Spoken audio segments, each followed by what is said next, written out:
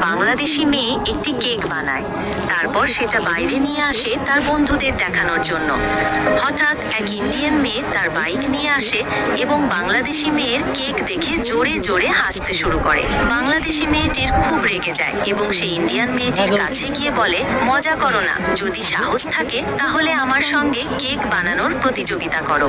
Indian মেয়েটি challenge accept করে এবং জবাব দেয়, ঠিক আছে, 16ই ডিসেম্বরের দিন আমাদের প্রতিযোগিতা হবে। বাংলাদেশি মেয়েটি বাড়ি গিয়ে কেক বানানোর প্র্যাকটিস করতে থাকে।